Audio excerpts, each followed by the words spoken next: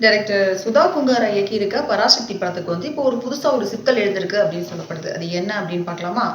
பராசக்தி படத்துல வந்து சிவகார்த்திகேயன், ரவி மோகன், அப்புறம் ஸ்ரீலீலா அப்படின்னு சொல்லிட்டு ஒரு பெரிய திரைப்பட்டாளமே நடிச்சிட்டு இருக்காங்க. இது நமக்கு எல்லாருக்குமே தெரிஞ்ச ஒரு விஷயம் தான். இந்த படம் வந்து 1960ல ஹிந்தி எதிர்ப்ப பத்தி தான் எடுத்திருக்காங்க. இதுதான் அந்த படத்தோட பின்னணி அப்படின்னு சொல்லணும்.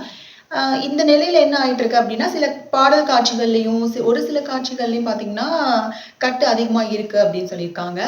இப்போ அத ஏத்துக்காத படக்குழு என்ன பண்ணியிருக்காங்க அப்படின்னா, இது வந்து ரிவைசிங் கமிட்டிக்கு சென்ட் பண்ணியிருக்காங்க. ஸோ ரிவைசிங் கமிட்டி ஒரு டைம் பார்த்துட்டு அத வந்து அவங்க சொல்லணும். அப்பதான் வந்து படம் வந்து ரிலீஸ் ஆகும். இதனால இப்ப என்ன பிரச்சனை அப்படின்னா, 10ஆம் தேதி வெளியிடக்கூடிய படம், அதாவது ஜனவரி 10ஆம் தேதி வெளியாக போற அந்த படம் வந்து 10ஆம் தேதி வெளியாகுமா அப்படிங்கிற ஒரு குழப்பம் வந்து இப்ப ரசிகர்களிடையே ஏற்பட்டிருக்கு. ஸோ நாமளும் வெயிட் பண்ணி தான் பார்க்கணும். ஏன்னா இன்னும் வந்து அதிகாரப்பூர்வமான அறிவிப்பு எதுவுமே வெளியாகல. ஆனா கன்ஃபார்மா வந்து ஜனவரி 9ஆம் தேதி வந்து ஜனநாயகன் படம் ரிலீஸ் அப்படிங்கிறது குறிப்பிடத்தக்கமான விஷயமா பார்க்கப்படுது.